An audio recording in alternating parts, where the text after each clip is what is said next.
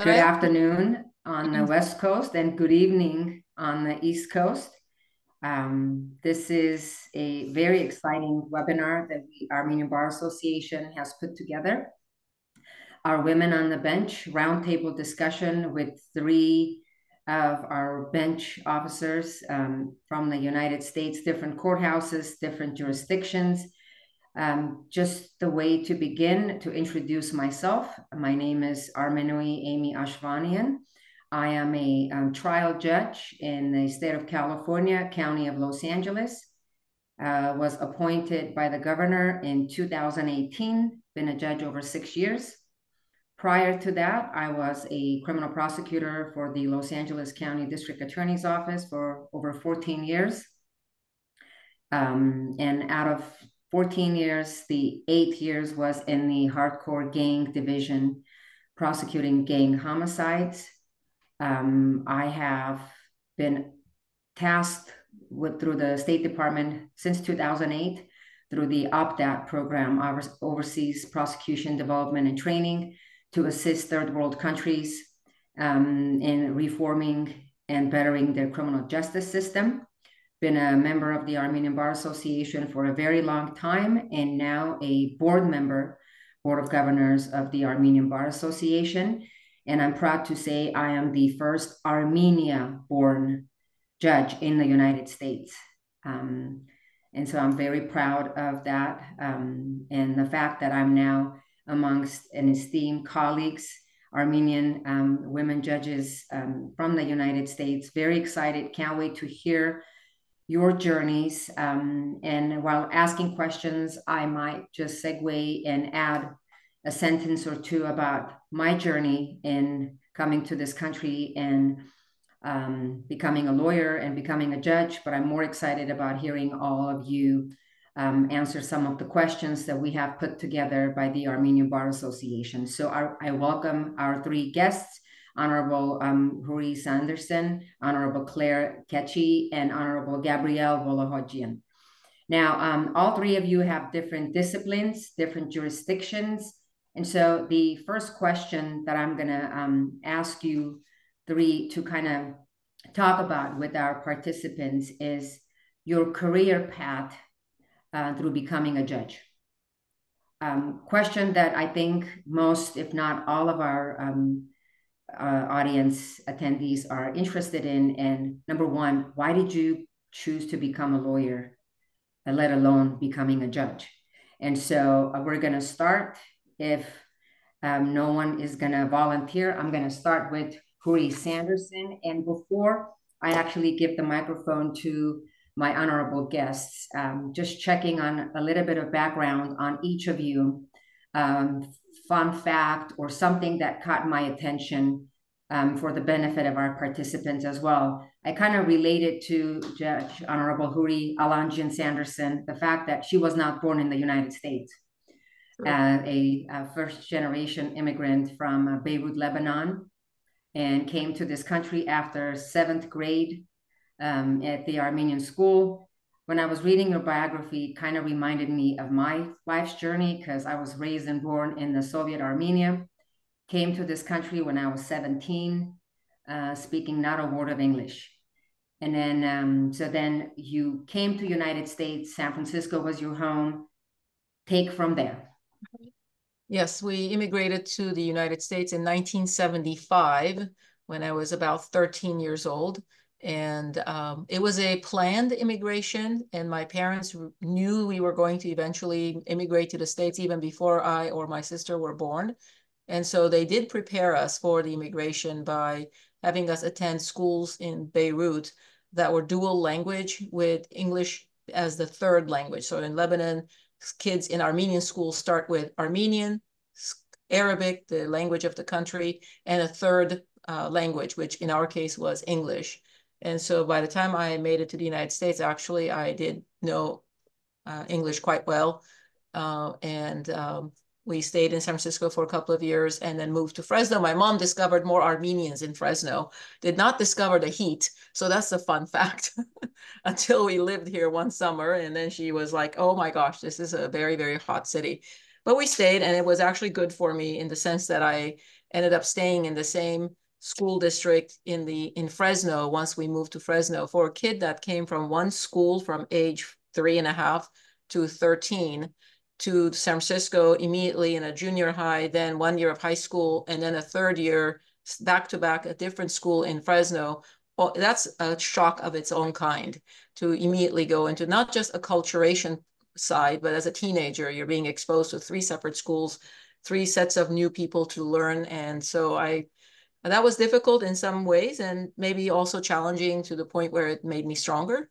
So we moved to Fresno, stayed in Fresno. I finished Fresno State with a bachelor's in business and a minor in psychology. That was my first passion, to be a psychiatrist, actually.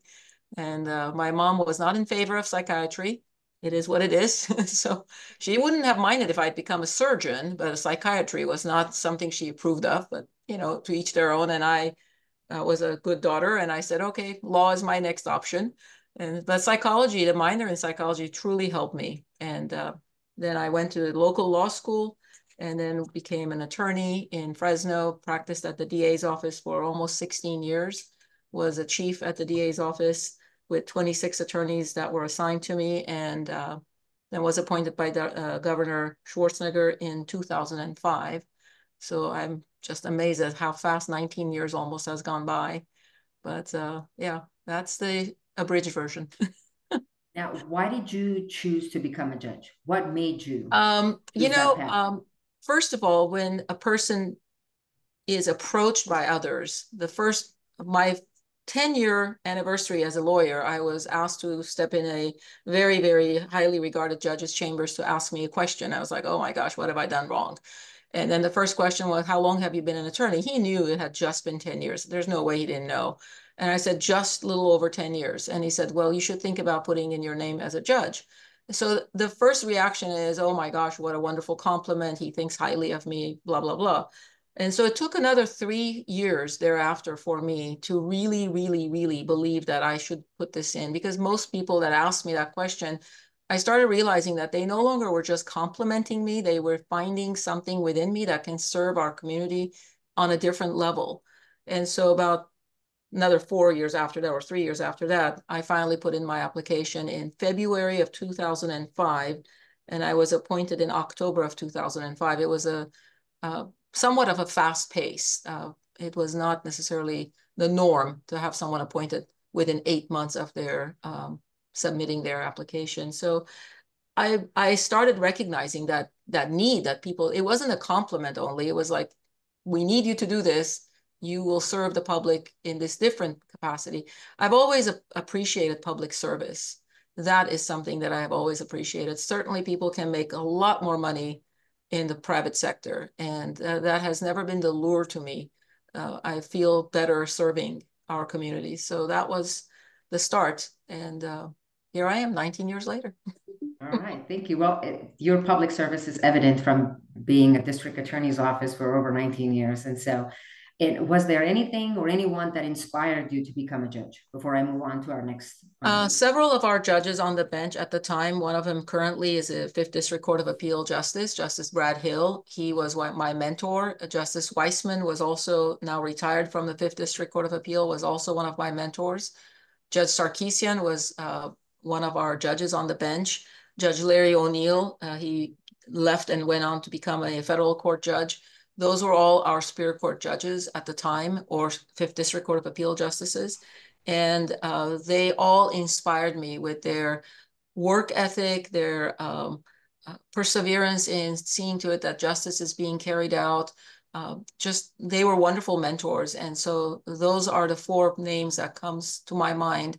And, you know, I'm sure many others touched me in the sense that I was affected by them, but they're my first 4 that I would list. Justice Weissman, very much at the top, Rebecca Weissman, and then the 3 other judges that I referenced. They're still my heroes in many ways. Thank you, Judge Sanderson. All right, we're going to now move on to Honorable Claire Chadirjian Cecchi. Now, the difference between Honorable Cecchi and Sanderson and I is she was born in the United States. She was born in Queens, New York, if I'm not mistaken. Yes. And first was at a corporate office within New York City is it a city attorney's office? So kind of sort of Yes, like public work. it was the Corporation Counsel's office for the city of New York. So we represented the city on all types of cases, whether they were plaintiff's cases or defense cases.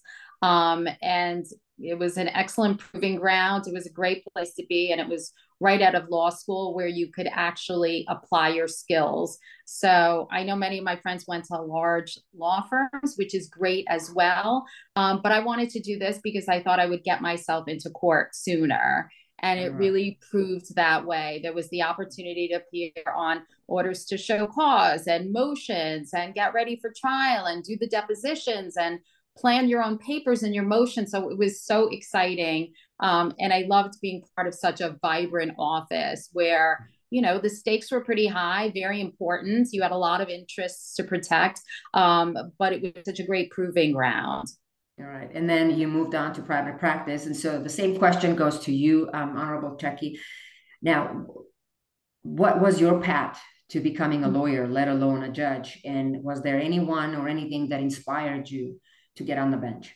Because you were Well, you know, appointed in 2006. yes. Well, All right. actually, I became a magistrate judge in 2006, and a magistrate judge is selected by all of the district judges in the court.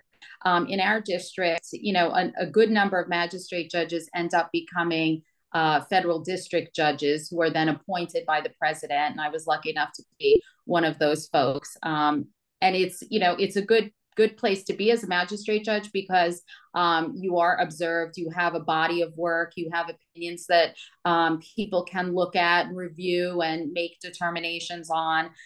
So in 2006, I became a magistrate judge. And then in 2011, I was asked by President Obama to be a district judge and then confirmed by the Senate. Happy to report unanimously at that point in time. So I have been doing this work for a while on the bench now, having come from, of course, my experience in the background as corporation counsel and then at various law firms in New Jersey who did, you know, different types of things. I was involved in securities litigation and environmental cases. Obviously, in New Jersey, there are a lot of environmental cases. So we tended to represent some large corporate clients on those cases. And, you know, it's an organic process getting to the bench. And I completely agree with the sentiments that I just heard from the judge, which is, you know, this is sort of a step-by-step approach. So some of my cases started to garner a little bit of attention. You appear in court and establish yourself by trying to do the best work that you can do. And then at some point in time, it becomes a question, oh, would you like to submit for the magistrate judge's position? And then it's sort of just, you know, things go their own way. And I like to tell that to my law clerks too, when they ask me, can I plan this course going forward? And I always say, you know what, really, you should be doing what you love to do. You should think about what you want to do, not what your friends are doing, not what people tell you to do, but really invest in yourself by spending time with activities in the law that you really want to excel at, that you want to find out more about, because those relationships will eventually be the ones that are important to you. You'll develop mentors and you'll be able to find your path as opposed to making it so lockstep. And, you know, I found that experience with myself. My colleagues have experienced it as well. So I try and reach out to younger folks and say, look, it's okay not to do exactly what the person next to you is doing. Really, really, really find what your interests are and then see how you can go about expanding on that role.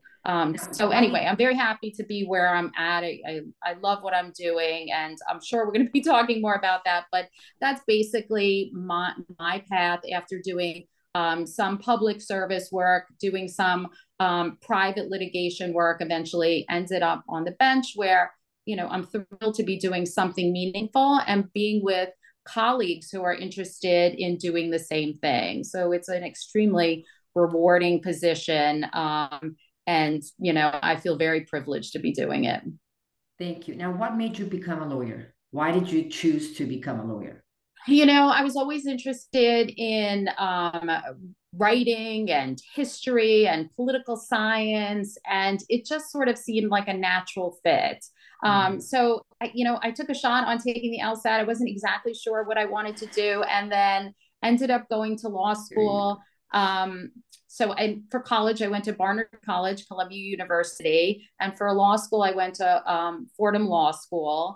And at Fordham, I did a number of internships, which really cemented my interest, made me understand that my decision was right. So all those skills that I relied upon to make that determination of what career path I was going to embark upon really solidified when I was able to do certain internships. So that love of writing, researching, trying to get to the heart of an issue, thinking strategically about issues. I learned more about it interning in the Southern District of New York with Judge Duffy there. And then I went on to also have an internship in the Second Circuit Court of Appeals dealing with resolution of cases, which is something that I never realized I would actually come to love, but it really focused on how to get parties together. Sounds like a very simple thing, but how to get parties to look one another in the eye and find some sort of common ground. And there really is a skill set involved in bringing people together. But I love the experience. I love being exposed to people who are so extremely capable and committed to their jobs. And, I still try and use what they taught me in those early days. Thank you. Now we're going to move on to our next honorable guest, Honorable Gabrielle Wolohojian. And as I said earlier to our participants, when I was doing my background check on Honorable Wolohojian, what caught my eye is not her, esteemed career as a lawyer or a bench officer, and now very soon, Supreme Court Justice of Massachusetts, but the fact that she plays a violin and that she is actually a musician at the Boston Civic Symphony. It just caught my eye because I myself play canon, the Armenian national instrument, to date. And it was just like, wow, this is something different than being a lawyer, being a judge. But very impressed to say that you not only did private practice for so many years for our audience, but what caught my attention is the fact that you were asked to be an independent counsel at the Whitewater investigation. After conducting that for about 16 months or so, you went right back to your private practice before you got on the bench. So now what our audience are interested in, your path to the bench, why you became a lawyer, and what or who inspired you to become a judge. Sure. Thank you very much for that question. So I was definitely on the slow track to everything, as far as I can tell when I look back at my youth. I was an English major in college, where I went to Rutgers. My father was a professor there of French language and literature. And I really didn't know what to do, so I worked for a couple years. And then everyone, I think, in my family, was an academic family, expected me to become an academic because school came very easily to me. Academics came very easily to me. I was like a fish in its native water.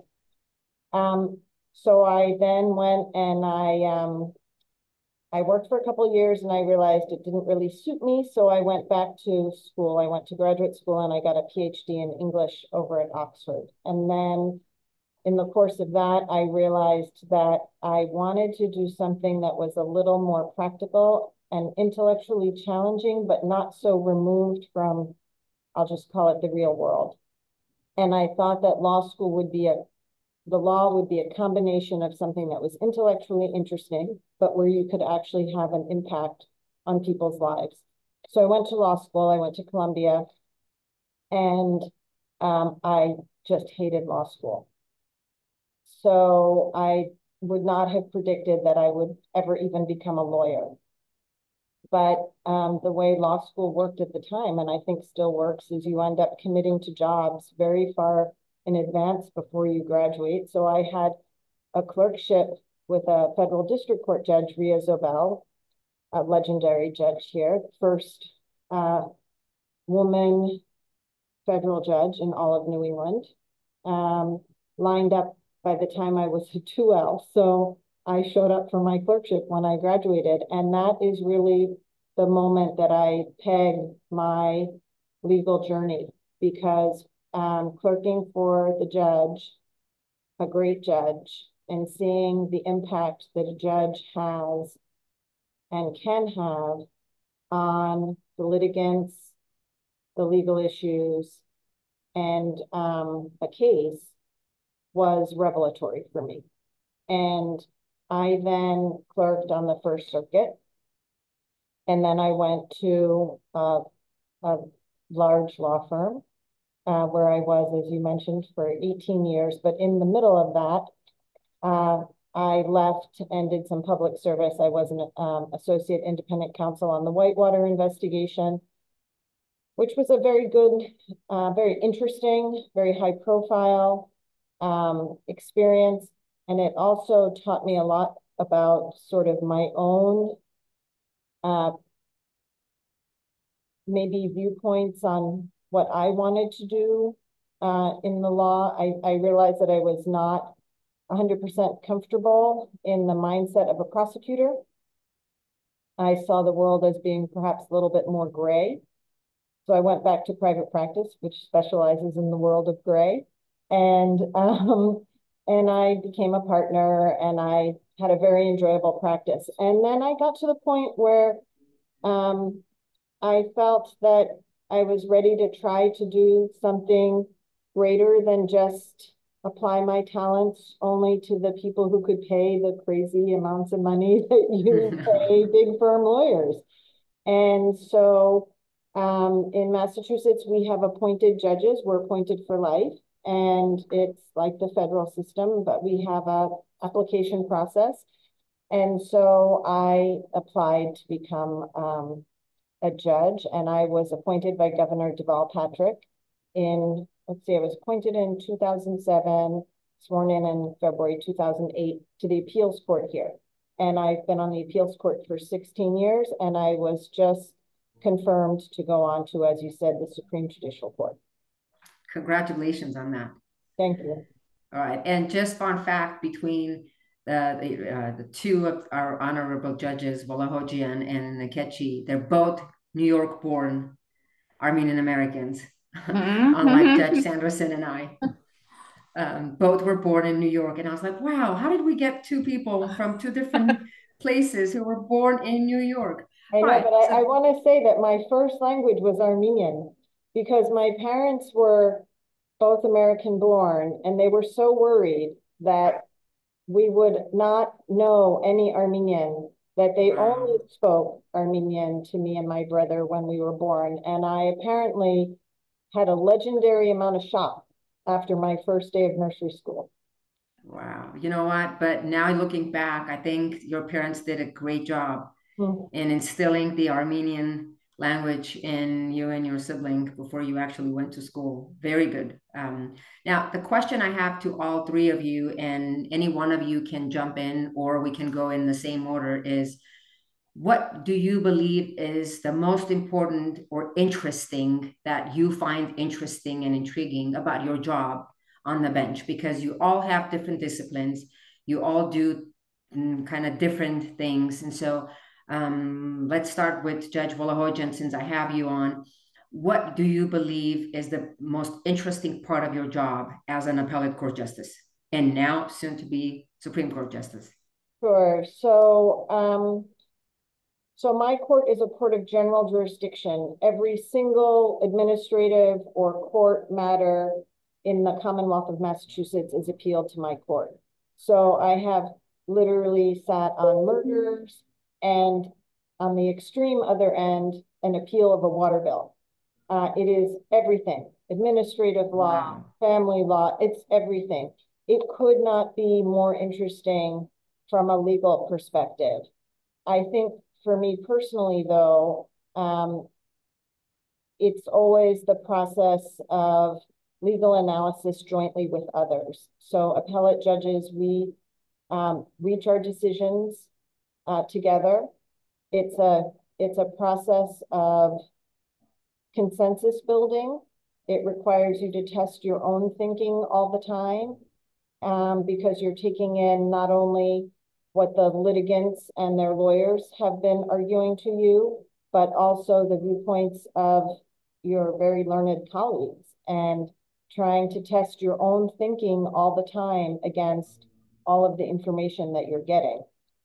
And we, of course, are writing precedent. So that is a really interesting thing to learn how to write in such a way where you are always trying to do no harm to a future case, right? And yet you're trying to do good, but you don't want to do anything that inadvertently will cause a problem for the future. And that has really taught me to be so much more critical of my own writing, to make sure that I am trying to be as clear and thoughtful as possible. Thank you. Very good. Honorable Cecchi, we're going to get to you now. What do you believe as a federal judge is an interesting part of your job?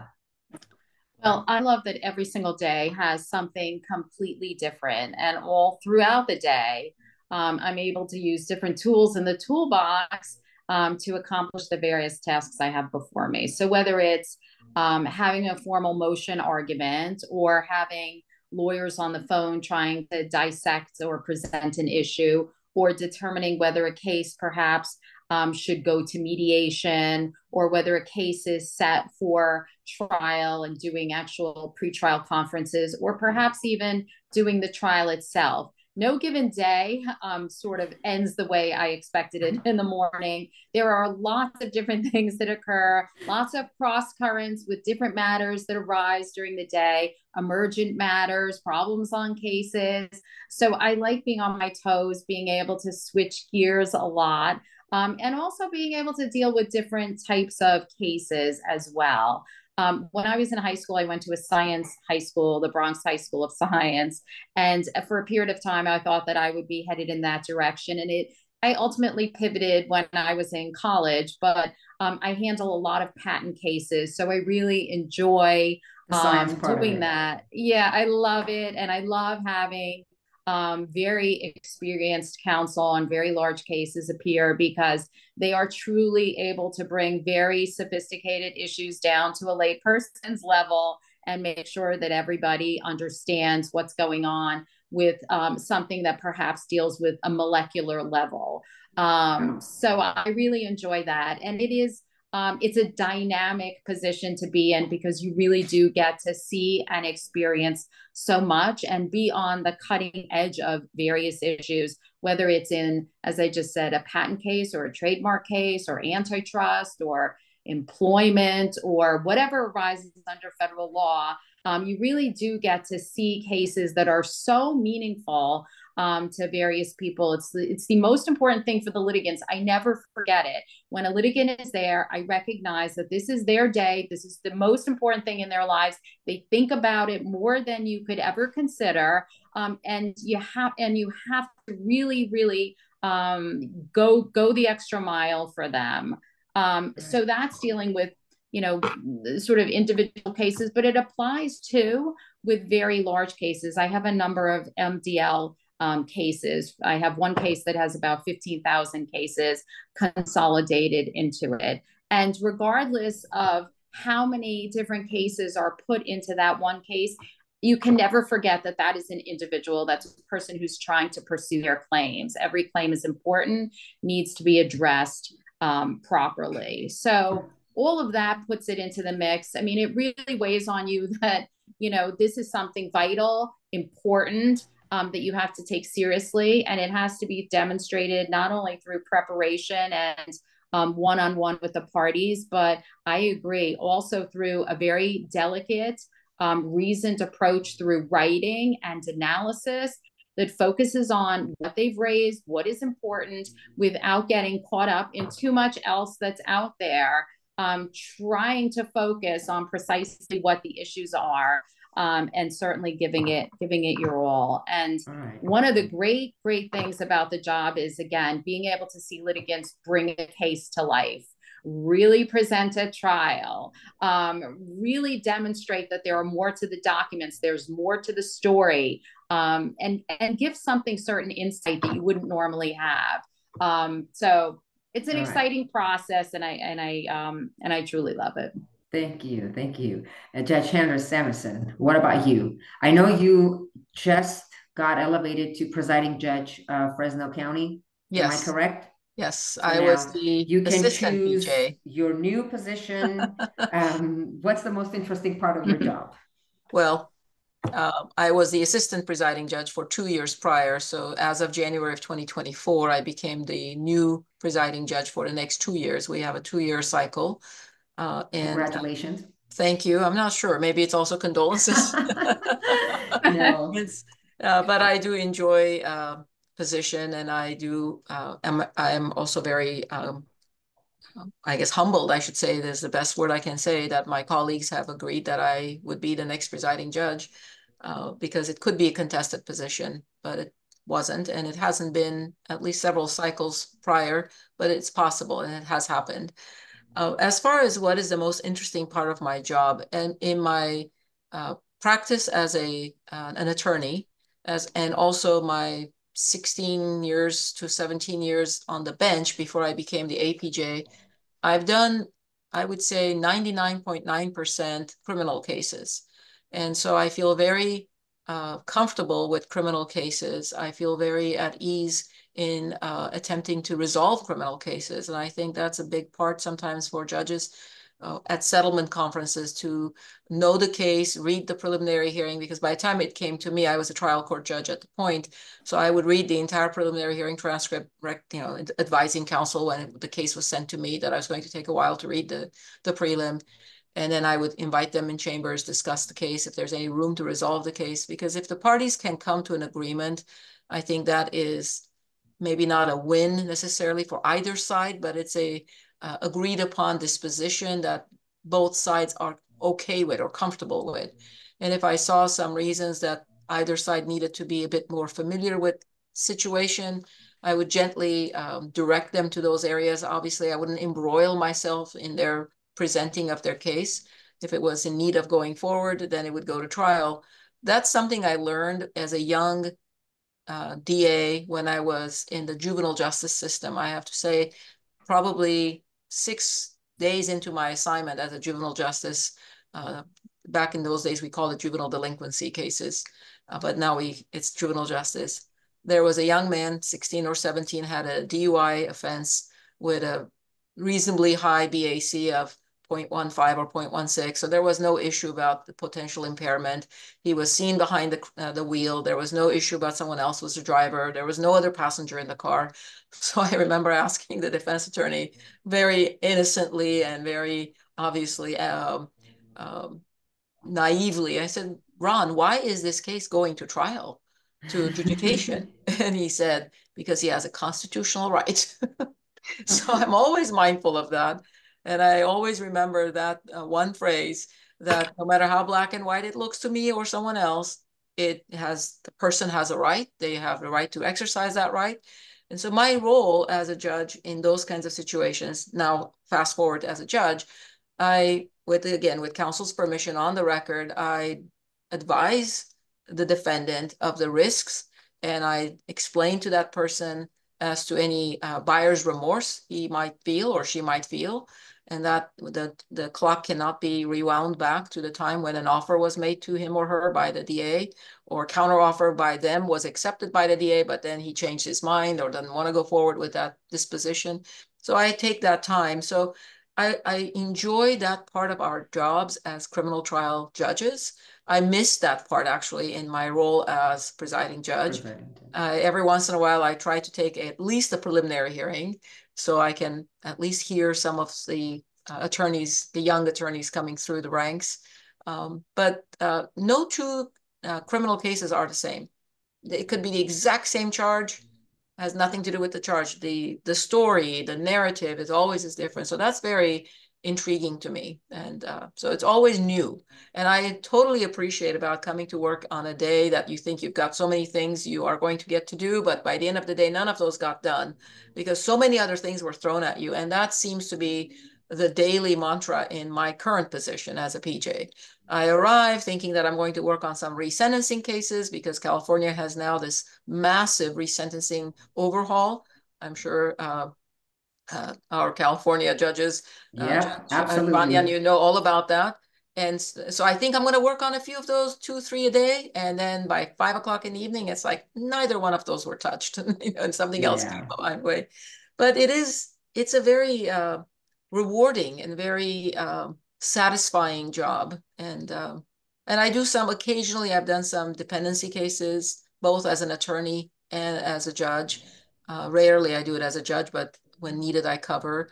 And one other thing I want to say about our jobs, we in Fresno, we also go out to the high schools as youth court judges. I don't know if you have those. We do have them in programs in Southern California or in other states.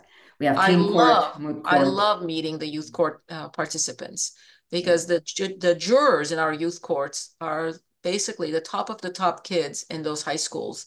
And it just warms my heart that not all is not lost. Let's put it that way, because in the criminal justice system, that's all you see, the negative, the bad, the recidivism.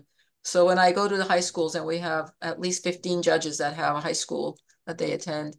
So those are also additional parts of our jobs that I really appreciate.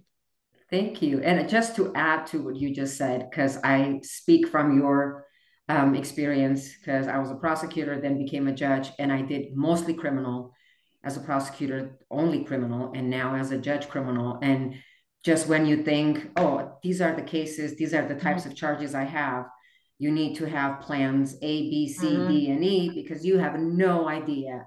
Right. I always tell my family and friends, every day in my court is like being in a movie, front row, without paying to be in the movie. You get paid to be in an actual movie. So I appreciate that. But now I think this nicely segues into my next question, and I'm going to have you just answer the question first, Honorable Sanderson. Now, can you share either something that's memorable or something very unusual? And I'm sure you have plenty to share in criminal world. That experience that was either memorable or unusual kind of influence your perspective on the legal system. And I think yours would be more like the criminal justice system. So what would be your most memorable or unusual experience, you might say? Some of the unusual ones are not the pleasant ones, really, and they do involve behavior of our litigants in the courtrooms that take you by surprise, and you are basically shell-shocked when it happens, and you're like, my gosh, the whole courtroom is full of people, and the defendant acted out in a way. I had one gentleman who, at the conclusion of the verdicts being read, or halfway through the verdicts being read, he got very upset, stood up, picked up his chair, and although he was shackled in the presence of the jury audience, it was very popular, covered by the media's case. It was a coach that had been shot and killed in a local community, and picked up the chair and threw it at the detective, or was in the process of throwing it at the detective, but didn't make it. But that was almost, we froze. And we have a protocol of what to do. You get up, you move to the back so the deputy's not concerned about your safety. Then you have your staff escorts the jurors out. But my clerk and I, we walked to the back, and we were looking at each other, and my reporter arrived, and she said, "Where are the jurors?" and the clerk was only substituting that day. She looked at my reporter and she said, "They're still in the courtroom." So we had to go and get them and bring them back. But the positives are where months later, sometimes years later, someone comes up to me in a store. I had my niece with me some years ago. We were at a local grocery store, and a lady approached me and said, "May I give you a hug?" And my niece kept looking at me because she knows what Auntie does. And I said, "Yeah, but I was a little bit concerned about it, but okay, sure. I don't see anything in your hands that you're going to stab me with, so it's okay." So she gave me a hug, and she looked at my niece, and my niece looks a lot like me, and she said, "Is this your mom?" And my niece said, "No, it's my auntie." And she goes, "Your auntie is the best. She sent me to a drug treatment program when the probation department had recommended prison. and she took a chance on me. She sent me to the program. I'm clean and sober now for, I don't know, however many months, not long. And I have my daughter back, and I owe it all to your aunt for having sent me to that program instead of prison. Honestly, I don't remember her because, as you well know, we get so many clientele in our courts and litigants that it's hard to remember. Now, the gentleman that picked up the chair and started throwing it, I probably remember him more readily because that was much more of a interesting in the sense that it kind of like stamps on your memory banks. But that lady, and I've had a few of those, not many. Recently, we were at a friend's event, memorial, and another woman actually asked my husband, who am I? Because she wasn't 100% sure. Once he told her, then she said, oh, your wife was, you know, she was God sent to me. I was able to do X, Y, and Z because of her. And so those are the ones that really makes me feel like we do get through. We may not get through to the 100%, and which is unrealistic to expect. But even if I got through to a few, to me, those are wins. Those are really experiences that I find not only memorable, but as I said earlier, rewarding. Thank you. Honorable Cecchi, now, what memorable, unusual experience you've had that actually influenced your perspective on the system? Well, I can certainly relate to some of those sentiments because, each individual defendant is affected in such important ways, and sometimes it does turn out to be something positive that they get from it, and it's not necessarily just from me as the judge on the case, but through pretrial or probation. It's a collective sort of analysis of what can be of assistance to a defendant. And sometimes it's just so meaningful when they're trying to get out of a specific cycle that they're in.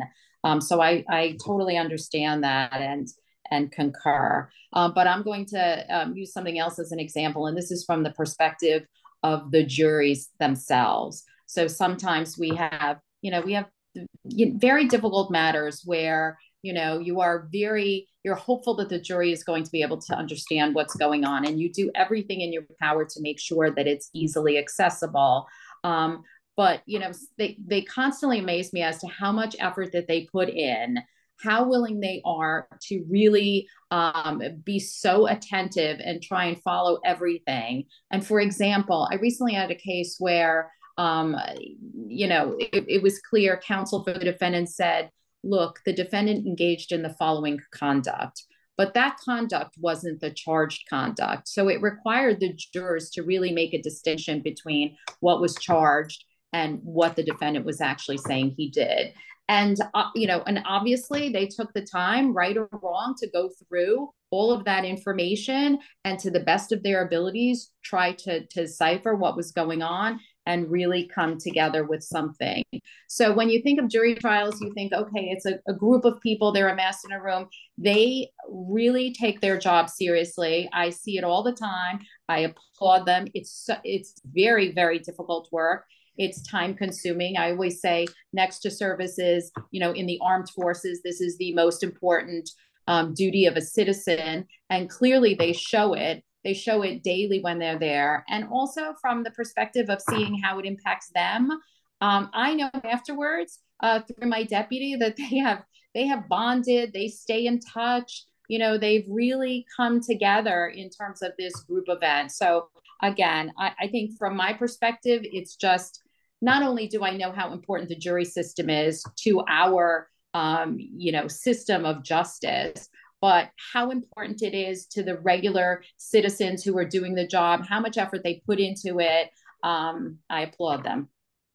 Thank you. And I can't agree with you more, because as a trial judge prior to getting into my preliminary hearing assignment, I thought, in my personal opinion, the jury, most of our jurors don't have legal experience, haven't been a juror before. This is going to be their first time walking into the legal system and in criminal court, in the criminal justice system. So always I thought on the bench, I'm the face of that system. And so when the jurors walk in and they see the judge's demeanor, the discipline that courtroom has, the seriousness of the offense, or people taking the matter seriously, I think that gives them a little bit of hope of the system works. Also, the fact that there's a transparency. These are real people. These are real lawyers. This is not a TV show, people walking in, beautiful witnesses, people have lives, come from different styles. So I agree with you 100% that having a jury system and being on the bench is one of the key points to always remember as a bench officer. Now, Honorable Wolohojian, what was the most either memorable or unusual experience in your job as an appellate justice? Being an appellate judge is very different from being a trial judge. We are removed from all the real action. We don't have parties come in front of us. There are no witnesses. There are no trials. Everything fun has already happened. And so there is this great sense of isolation. I have lived as an adult my entire life in the Boston area. I practiced in Boston. I have always been very involved in the community in Boston. I thought I knew my community. I was always civically involved. I had clients. And I had this profound moment of realization when I became a judge that I did not know my community at all. Because I had grown up in so much privilege, and I don't mean wealth. I mean the kind of privilege that comes from having an intact two-parent family, a stable household. Your parents loved you and devoted their lives to furthering your advancement. Even your grandparents, who had gone through such trauma in their own lives, were devoted to your well-being. Everything was fostering your growth and happiness. And I had friends, I thought I had friends of all different sorts. Some were becoming engineers, some were going to become physicists. Not everyone was an English major. And I had no clue until I started as a judge and I saw what my community really was. And that was a profoundly humbling experience and feeling to come to see through my work how lucky I was. And to try to remember that when you are dealing with people's cases, which, as has been said, are oftentimes the most important things in their lives and the impact that you have on that. And I think I often envy trial judges because they see that in a more immediate way. I don't see that because I hear argument from lawyers, and then we retreat, we confer, we write opinions, they get released, they go in the books, you can sort of see blurry in the background, and you don't really hear very much about it. But I just went through a confirmation process, and I have written over 900 decisions, and many, many, many members of the bar wrote to support my nomination to the Supreme Judicial Court. And that was the first time that I ever got feedback on my work, and it blew me away, just blew me away. And to know that people, court is such a formal experience. Lawyers, when I was a lawyer, I wouldn't have gone up and said, "Judge, you did a good job today." You just never hear that. And then I had that opportunity just, in the past month. And that's a really amazing thing. And it's what keeps you going. All right, thank you. Now, the next question I'm going to just have you answer since it actually nicely segues into, we talked about the influences, unusual experiences, memorable experiences, our path to the bench. Now, I'm sure all of our participants are now waiting to hear from each one of you as to what challenges have you faced, do you face as a bench officer? And I'm just going to add a niche of a female bench officer. Are there any challenges you face on a daily basis or regularly being on the bench, especially being a female judge?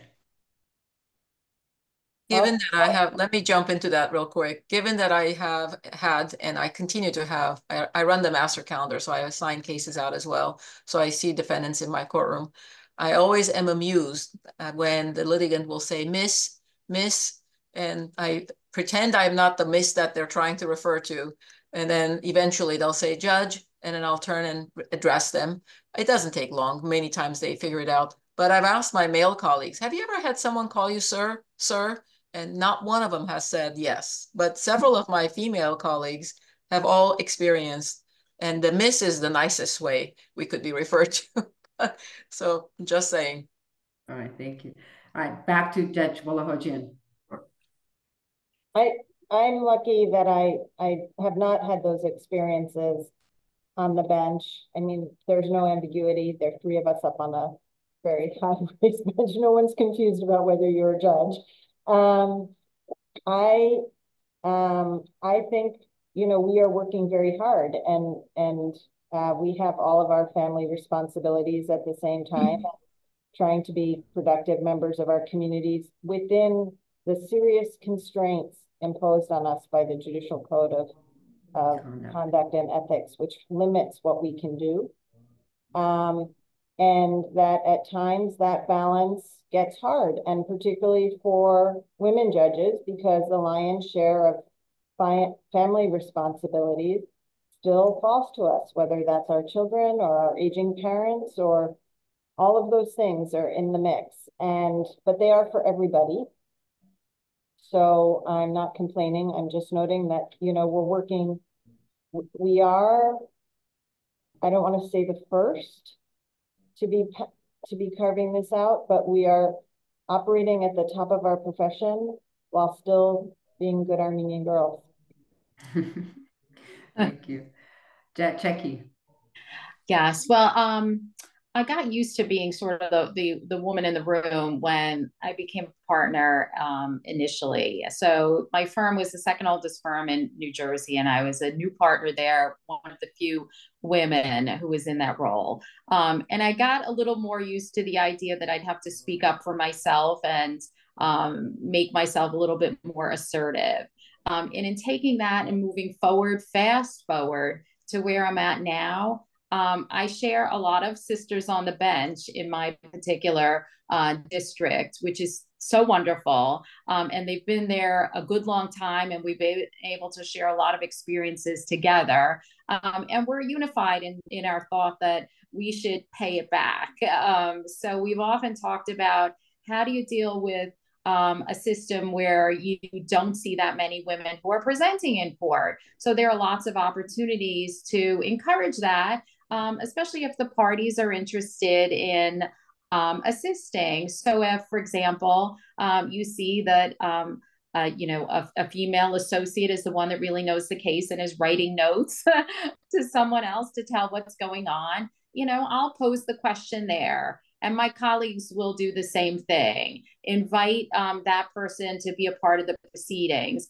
And, you know, I find that on a lot of large cases, the lawyers are very apt to create a diverse panel to present to me on large matters, because they know it's not only important to me, but it's important to our court as a whole. And I think that you make that statement, you can make that statement and improve the way things are. So being a woman, as far as balancing home and life, someone once said to me, and I think it's a statement that really has a lot of depth to it. Someone once said, on certain days, your family is going to be more important. On certain days, your work is going to be more important. And you have to understand that. So it's not, you know, a 50-50 balance every day. You have to have an understanding of what you're doing. You have to prioritize. You have to make sure your job is done properly. But at the same time, you also have to understand when those emergent situations are popping up in your family, that you can make a decision and you can weigh everything. So in terms of work-life balance, I have a very global view of it. And, you know, it's not easy to achieve, but I think if you take a step back and think of it that way, it starts to become a little bit easier. All right, thank you. Judge and Sanderson, you want to add anything else? Well, I'm very proud to say that the Fresno County Superior Court is almost half females and half males. This was not the case when I was practicing law as a DA, not that many years ago. In fact, I tell young attorneys, male and female, that when I practiced law, I never did a trial, a felony trial, in front of a female judge because we didn't have any. And that wasn't that many years ago. 22 years ago is not that long ago, really. We had some female judges at the time, but they were assigned to either family law and not trial assignments, which is another way where I think female judges are also compartmentalized. They're not assigned to some of the more serious, unlimited civil, let's say, bench or the felony trial courts. They're in dependency court, they're in delinquency court, they're in family law, they might be in, if they are commissioners, obviously by statute in the California, they can also be in child support divisions. So they don't end up in the home courts, which was what we call our preliminary courts. So there was a way basically to compartmentalize. Less than 25 years ago, some of our female judges, we had a few, not many, not near what we have now, but I am very pleased that right now we have 4 trial courts that are run by judges that are female. We have more female judges. So it's just a change that I have really appreciated. And I think I like the remark about some days your family will be most important and other days your work will be, and you have to balance it. And I also agree that as women, whether we like it or not, it is almost expected, and I don't necessarily believe this is for Armenian women also, only because I see it in my colleagues who are not Armenian, who are dealing with aging parents, who are the ones that are going, we have a couple of pairs of spouses on our bench, and they do share, but predominantly the mom goes to pick up the child from school if the child's the school called. And her assignment may be more aligned with her ability to do that, but that's not necessarily the reason. Because we as women, we are expected to not only be the professionals we are, but we also put that on ourselves. And we have to also realize that some of that is us reflecting that image onto us, not someone else telling us. So there are a lot of layers of why that's happening. But I think we also bond together well. And I really appreciate my colleagues, all of them, male and females, but I really appreciate my women peers. We have a different, you bond differently. It's a natural thing. It's nothing unusual about it. But lots of challenges, but we didn't get where we are because we don't like challenges. Exactly. And I'm going to add to your statement of female judges on the bench in Fresno County. I'm happy to report in Los Angeles County, we have a lot of female judges. Our presiding judge, Judge Samantha Jessner, is female. And so it's very different, it's very diverse, and it's not as shocking when somebody walks into court and sees a female bench officer.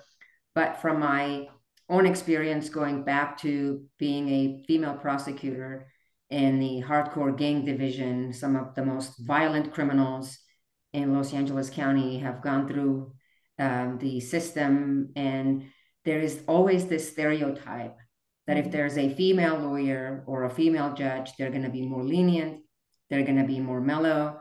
They might not be as strong as a male advocate or a male bench officer. And it's all stereotypes that people kind of accept and go with. And so it's really on us to show that those stereotypes cannot survive, that we women are equal, we're strong. And so when I was prosecuting gang members, I'm proud to say that gang members themselves gave me a moniker after really getting to know who I was in court. And I had a moniker when I was a prosecutor in gang unit, Hammer. I was called the Hammer by gang members, which I took it as a compliment. And then when I got on the bench, it's very different when you see male attorneys come in and they have this shock face when they first see you on the bench. And sometimes even a newer attorneys, because they have a perception of what a judge looks like from TV. And myself and any one of you don't necessarily fit that stereotype of what a judge looks like. So sometimes they actually have an innocent shock When they walk into court, they look at you, go, wait a second, are you the judge? Are you the interpreter? Are you the clerk? Who are you? And so, but it really goes back to what Judge Wolohojian said about ethics, conduct, and demeanor. And we as bench officer, I believe, are responsible for setting up that standard of, this is a courtroom. It really doesn't matter what the bench officer looks like. Actually, it's much much better for the community to come in and see someone who kind of looks like them on the bench, not necessarily what a stereotypical judge looks like. But I commend all of you for getting the position that you have gotten, and you being very humble about your accomplishments. But you have gotten to a position as a woman, as an Armenian-American woman, and all I can do is applaud you on behalf of all of our participants. But now an important question, because I know some of our participants are law students and newer lawyers. And so what I'm interested, and I'm sure they're interested in knowing, is have you had any mentors, sponsors, coaches, someone that actually helped you along the way? And if you have or have not, what would be your advice to new lawyers, law students who are on the path of becoming lawyers? Should they have mentors? Should they have coaches? Who should they approach? How should they, open up what I like to call a Rolodex of contacts, because they're walking into a legal career and hopefully a path to the bench, because I've been preaching over and over, we need more Armenians on the bench, and we definitely need more Armenian women on the bench. So let's start with you, Honorable Sanderson. Well, I have over the years counseled and talked to many young attorneys who have aspired to become judges. Several of them have actually become judges. In fact, the most recent one, I administered her oath of office. It was a very proud moment because she was one of my very, very first assigned attorneys when I became a chief of the division at the DA's office. She was a young attorney, came in, was assigned to me. So I feel like I molded her then for a year or so. And then years later, after she became a very experienced attorney, applied to be a judge, received the appointment from Governor Newsom and became a judge. So that was like a beginning and the end, kind of a start to the end of observation of her growth. And now she is an amazing judge on our bench and will continue to serve us. What I tell young attorneys is this: you may not believe today that you have any interest in becoming a judge. And maybe that's the case. You're 3 years out of law school, you're fresh out of law school, you love what you're doing, you enjoy wherever you're at, but just in case, 8 years from now, 10 years from now, you decide to be a judge, you're going to need to submit an application in the state of California that's going to ask you, and I can't speak for other states, but in the California application, it's going to ask you to summarize 10 important cases and write a little summary with the judge's name, opposing counsel's name, and the department, the outcome. So I tell them, I go, every time you have a trial, we have these amazing technology now that all you have to do is just dictate a few words, the case number, the judge, the outcome, a little summary of the facts, so jog your memory when that application needs to be filled out. And just store it on your desktop in a file cabinet, create a file cabinet of case summaries, and just be able to have a place to go back, a depository, so to speak, to go back and get that information, right? And so I tell them that. And I also tell them that if they ever wanted to be a judge, it is important to be well-rounded. I believe in the state of California now, it's no longer just how well you've done as a lawyer, but also be involved in your community to some degree. Become involved with some community organizations. If you're part of a bar association, and if they invite you to be on their board, don't turn it down. Do it for one season, one time, 2 times. If you're the president, if you're treasurer, it doesn't matter. If it's the bar association, the La Raza attorneys, the Asian Americans, it doesn't matter. Just become more involved. So the most important part is maintain your records, create a space where you have that information. Then also, if over the years people ask you if you're interested to become a judge, think to yourself, why did this person ask me? Write down that judge's name also, because when you need to submit references, it's good to submit the references of the people that said to you, you should be a judge. how much better would it be to go back to the same judge 6 years later and say, when you first told me, I was very, complimented by your remarks, but now I have really given some thought to it and I would like to. So we tend to forget. We are, as people, we decide, oh, that was just a pleasantness, pat on my back, I did a great job or whatever, and you forget. So write down the names of the people who ask you if you're interested. And then when you do put in your application, I know for a fact that they don't want to be inundated in California with a whole lot of recommendation letters, but they still want you to submit some letters. I counsel my individuals that come to me, I go, reach out to all sides of the tracks. Don't just, concentrate on judges. Don't just concentrate on the DA's office if you're a DA or the public defender's office. If you work with these offices, then there should be people in those offices on the other side of each side that knows your work, knows your ethics, knows your professionalism. So it should be more well-rounded in that sense as well. And I tell them, reach out to the Secretary of Appointment, make sure that they are only asking for 7 or 8 or 10 or just a few, and then have them ready. But and then the other thing I always tell any attorney, doesn't matter if they're interested in becoming a judge or not, never compromise your reputation. No one case is worthy of you losing your reputation over it. Because once you lose your reputation in a smaller county than us, middle-sized county like us, or a very large county like LA, they're going to remember you. And somebody will remember your unethical behavior, whether it was keeping discovery from the other side, whether it was your temperament in to your counterparts. So always be aware that you may very well return back to those days and someone will remember that. It's like when we tell our youth, don't put it on social platforms because they're going to dig it up 10 years from now. Someone is going to say, well, you said X, Y, and Z. And so and I always leave my door open. I always tell them, you're welcome to come back and chat with me some more. But I do love that part of the job as well, being a mentor. And very good advice. Those are my 2 cents. Very good. Yeah, very good advice. And I can tell you that I mimic everything you say to all my mentees because I think ethics, I think your reputation. One of the classes I teach in law school is ethics. First day I walk in and I say, if you don't remember anything about this class, your reputation precedes you in the legal profession. And if you think that gossip or whatever happens in your court is going to remain in your court for more than half a second, you're mistaken. Because something in the largest court, in the country, LA County Superior Court, something would happen in the North Court in Lancaster. Within half a second, everyone in Long Beach, 150 miles away, knows about what happened in Lancaster. And so your reputation, you're absolutely correct, is everything you have in the legal profession. Now, Honorable Cecchi, what would you say about mentors, sponsors, coaches? What advice do you have to our law students and new lawyers?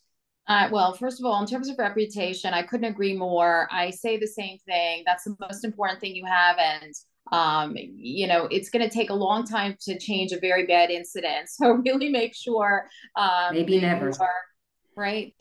That's true, that you are you're very mindful of these things and you're respectful to one another and you're acting appropriately under the rules and that people regard you as being someone of integrity. It's so important. But, in terms of thinking about young people entering the law, I'll start with interns. When our interns start, I say, it's going to be an amazing experience because you're going to see what's happening in the courtrooms. You're going to see the cases. You're going to be involved.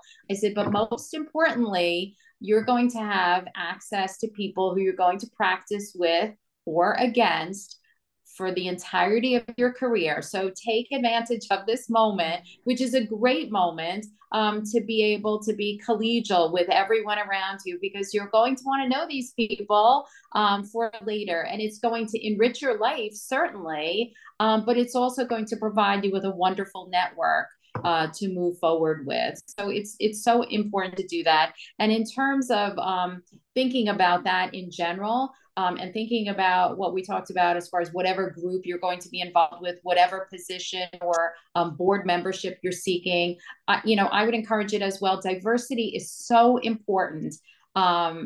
for anything that you do in our country. I think it's obviously we value it. So be involved in whatever group you determine is appropriate for you, but really make those relationships. Do the handshakes, go out there and immerse yourself. I mean, immersion is such a great thing. You learn so much from it.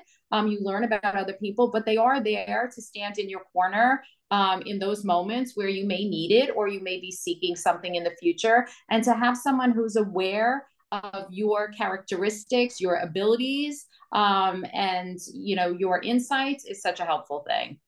Yeah, and I actually also go further, and I always say, you can be the best lawyer in the courtroom, but if you don't have community service, if you don't have community that's going to back you up, if you don't have even a little bit of pro bono work, a little bit of work outside the courtroom, becoming a member of Armenian Bar Association, other bar associations, something that you do besides being a lawyer, I think makes you a well-rounded individual altogether that would get you ready, as Judge Sanderson said, for the bench. I agree with you 100%. Thank you. And again, Honorable Wolohojian, what would you add?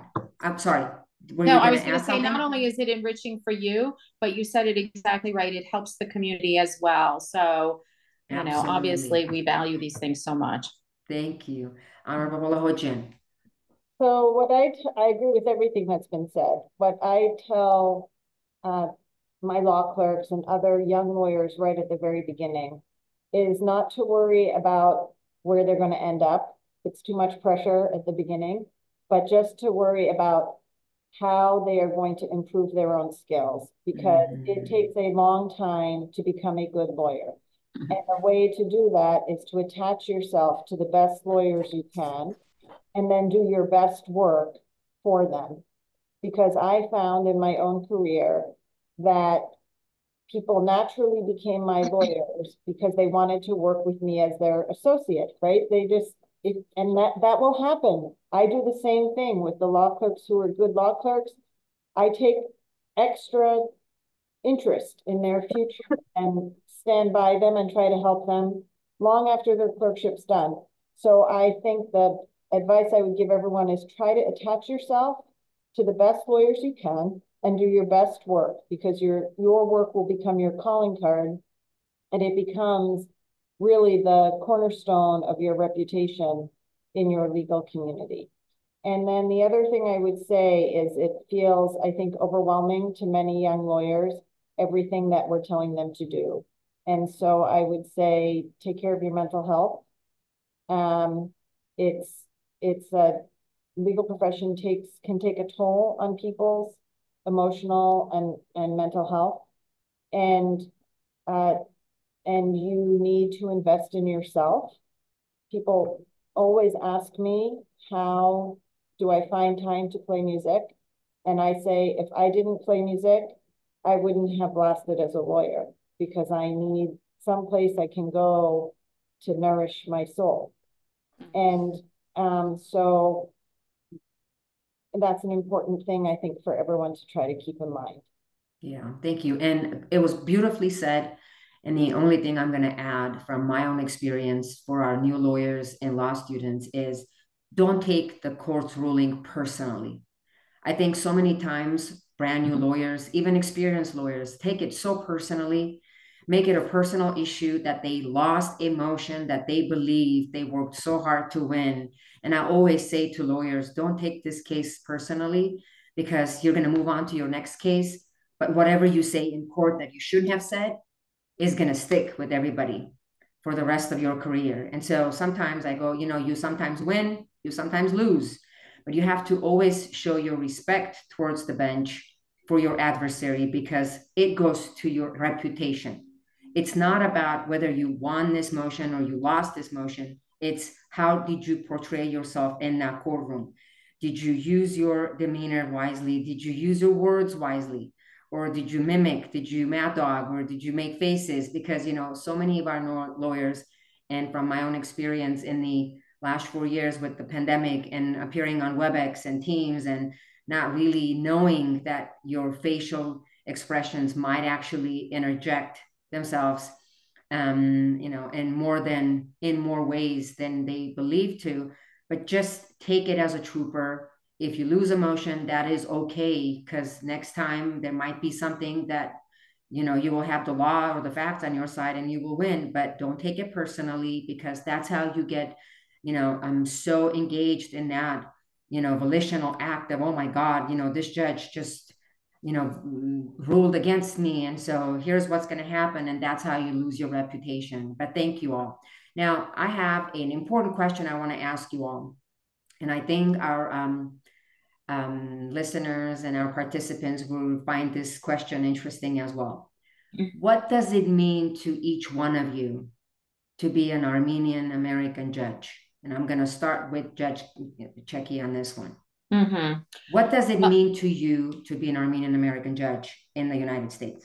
Well, I'm very proud of that, first of all. And I think in terms of the women we have on the bench, I'm so delighted to be a part of this and to see other folks doing it, because in your day-to-day, you don't actually see it. So having everyone come together with this type of event is so wonderful and meaningful.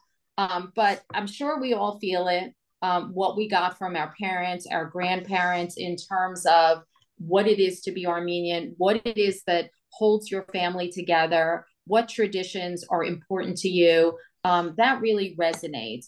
How you conduct yourself is so important.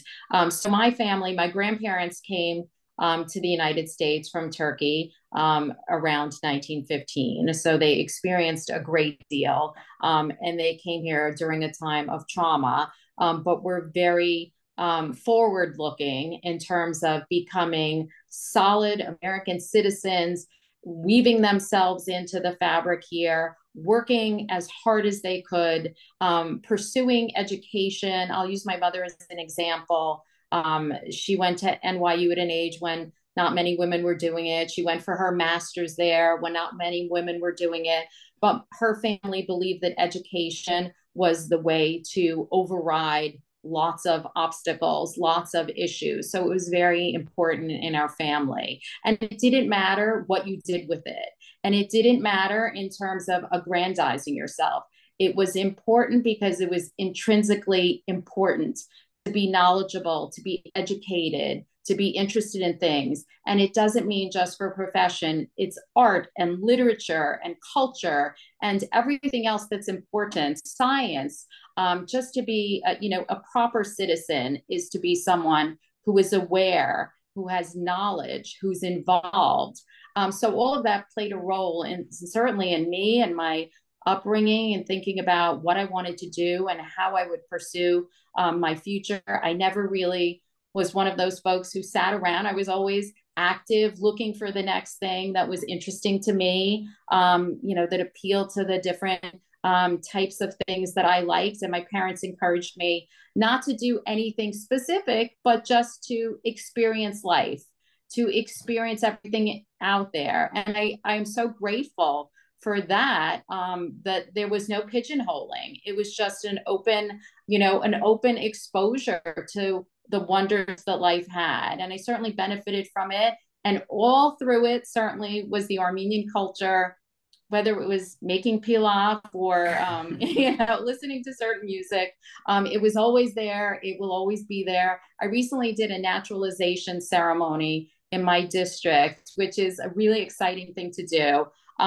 And one of the things I said is, we are so grateful you're coming to this country. You're going to be a part of things. We value all your skills, your efforts, your background, but never lose sight of your culture. Weave it in every day. It's a part of you, and we would love you to share it. So that's the experience that I had. I feel it and I recognize it in other folks when I talk to them as well, that it's a familiar story. And I will say this too, obviously we are a nation of immigrants, and no matter who you talk to, what their background is, they will share very similar sentiments about how they feel about their own culture and where it fits in. So thank you. And thank you for sharing that with us. Now, Judge Wolohojian, what about you? So my upbringing sounds so much like Judge Cecchi. So, but what I would say is the following, and I feel it has, for me personally, evolved over time. it is in many ways the foundational experience of being Armenian-American, at least for those of us who are second generation Armenian-Americans, is the genocide. And one way to think of that is what happens in a society when you lose the rule of law, because you lose all those lives, but really that can't happen unless the rule of law has been abandoned. And for me, my link, I feel, to my grandparents is that I'm trying to do something in the country that took them in and that allowed them to, I won't call it thrive, but thrive in the way that their children could thrive. To be a part of preserving that now feels to me like how I stay connected to my grandparents and try to repay their sacrifices. Thank you. Very, very nice. And thank you for sharing. Honorable Sanderson, what about you? I echo all of the sentiments about our ancestral backgrounds. My grandmother, both paternal and maternal grandmothers, were orphaned at the time of the genocide. They were each 10 or 11 years old. My maternal grandmother was 11, and I am profoundly affected by something she shared with me when I was a young adult. She died when I was 30, so we actually became friends in many ways, not just grandmother and granddaughter, and she was a very close person to me, lived with us for a while in Fresno before she passed.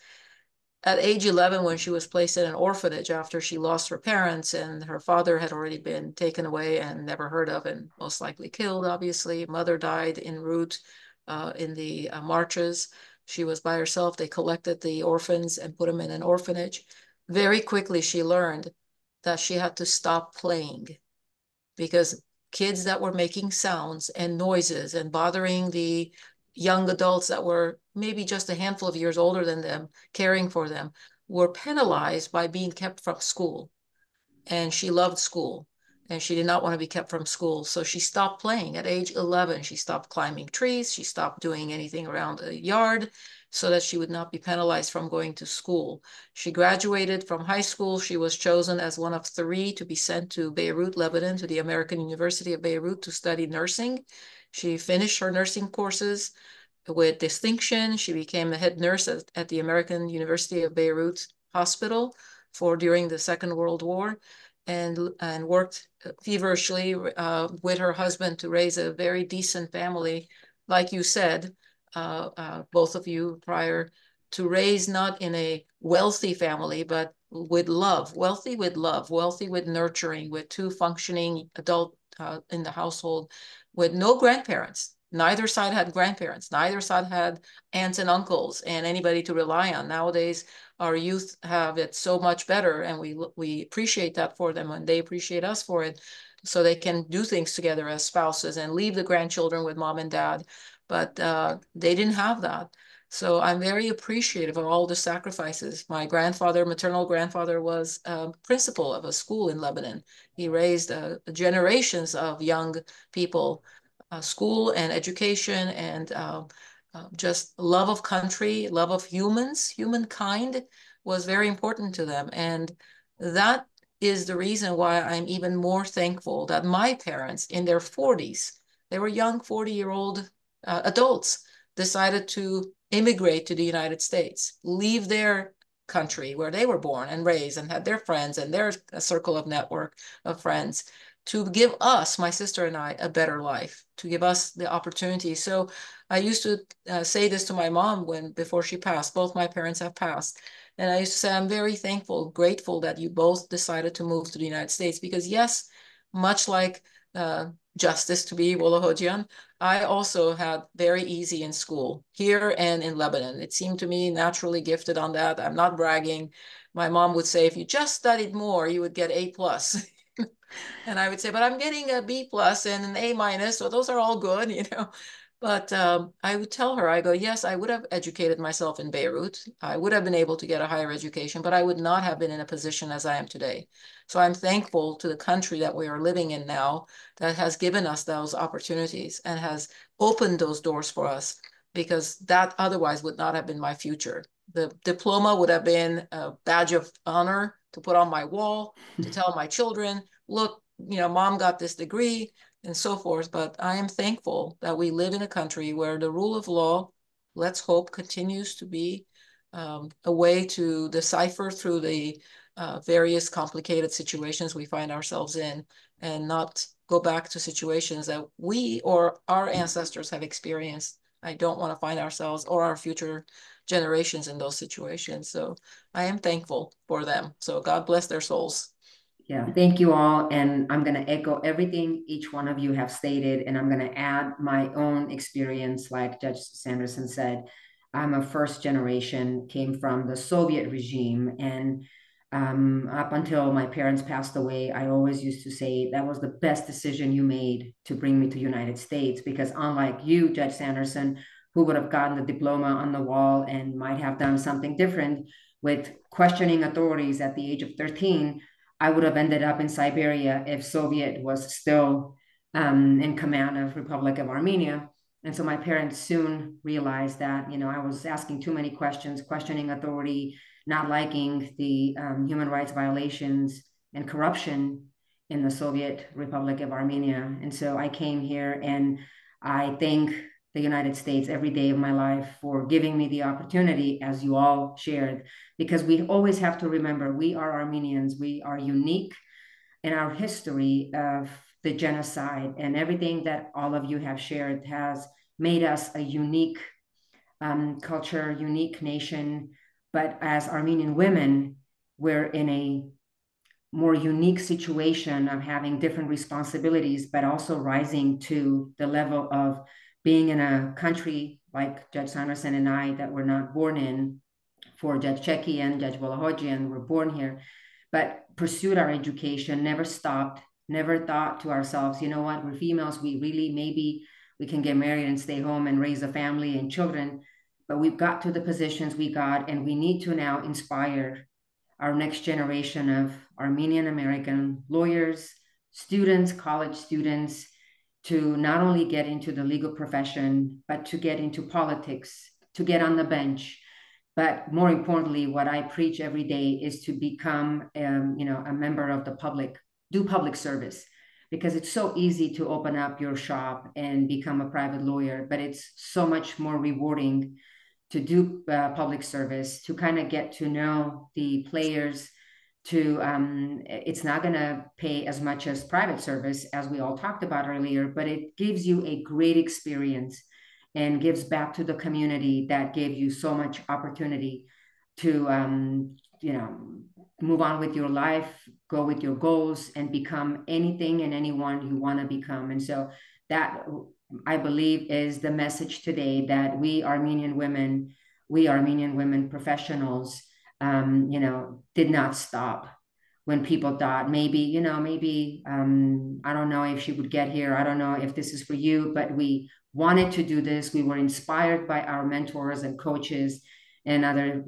maybe bench officers, as some of us talked about experiences, to move on, get on the bench, and now make not only the female gender proud, but proud to be an Armenian-American, and proud to be a member of the community that maybe 20, 25, 30 years ago did not even think that 25 years later they would be female bench officers doing a roundtable discussion from different coasts of the nation, and how to become a judge, how to become a lawyer, and how to be a successful Armenian-American in the United States of America. So I want to thank you all for joining us. I'm not sure if there's time for questions and answers.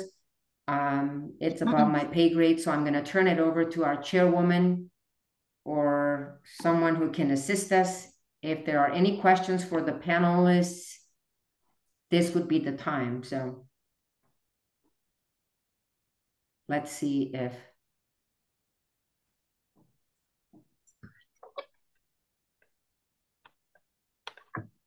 I do not see any questions on the, all right.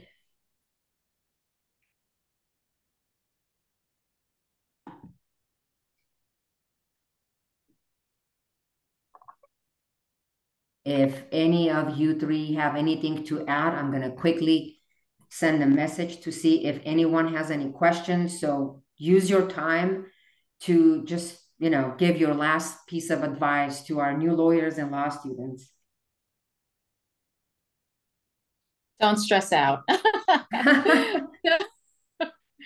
Yeah, find where your passion is, pursue it, and that journey is your own. Take it, enjoy it, do your put your effort into it, but don't be dissuaded by anyone else. Follow your Very dreams. good advice. I think we talked about mental health, and that's super important to maintain our mental health. And I think there was reference to investing in self. I would go further and say, be physically active. Do something that's also physically active, whatever your level is, whether you're a runner, you're a bicyclist, you're a skier, maintain a physical activity, because very easily the lack of physical activity can also lead to other health issues. And one of the other areas that plagues our profession is drug addiction and alcohol addiction. And so be aware of those pitfalls and seek out help sooner than when it's much worse, especially when it starts affecting your performance. You are late to court, you missed appearances and so forth. So take care of yourself. Now, I'm going to add to that as well, to prioritize your life on a daily basis, because as we talked about this earlier, I think it's very important for us as bench officers, as women bench officers, to not just have one priority for every day of your life, because priorities change. You have issues with family, you have issues with friends, you have issues in court. And so every day you need to be ready to reprioritize things and prioritize your life, but to make sure, as in California, specifically with that code of ethics, make sure you're a judge 24/7. Make sure you're not getting on the bench tired. Make sure you're not taking your personal issues with you to the bench, because that's how easy it is to get in trouble. We just received a question. If it's okay to reach out for any questions, yes, on my part, and I'm sure my esteemed colleagues and my guests will agree. Any questions anyone has, you can reach out to us either personally or by the Armenian Bar Association, which has been so gracious to actually organize this. We're always here for everyone who wants advice, because the purpose of all this is to make sure that we inspire someone, even if it's 1, 2, 3 individuals, to use the legal career, not just to become a lawyer for the rest of your career, but to switch it over, as Judge Sanderson said, to come up with your Rolodex. Think about the future, maybe 10, 15 years down the road, you might want to get on the bench and be a referee or a magistrate or just a bench officer. And so I do not see any other questions. Judge Wolohojian, do you want to say anything else? Thank you so much to the Armenian Bar Association for putting this together. Thank you. And yes, on behalf of the panelists, I also want to thank the Armenian Bar Association for giving my esteemed panelists an opportunity to be heard. And thank you all 3 ladies for sharing your experiences. It's invaluable. I think one of the things that we have in common as Armenians is our history. And few years ago, when I was working in a civil law firm, we used to do investigations of the New York Life Insurance Company claims. And I was part of interviewing survivors of Armenian genocide. And I can't tell you how valuable that was for my life, because not only did I interview my grandmother back years ago, but speaking to individuals with learning their history, learning their experiences, learning their life journey, actually not only helps you with your personal experiences and your life's journey, but it teaches you things. it makes you a better person. It makes you, a recipient of information that might be useful for you. So you're not in that dire situation, that you can actually find a way out of that situation. So I want to thank you all for sharing your personal experiences, for spending time with us, and hopefully we'll continue the series. And good night to all of you, and thank you all again. Thank you to the Armenian Bar Association. Thank you so much. Thank you to the Bar Association. Nice meeting you all. Thank you so much for having us. Ladies. Yes. Ladies. Have a good evening. Take care. Thank you, everyone. Thank you all.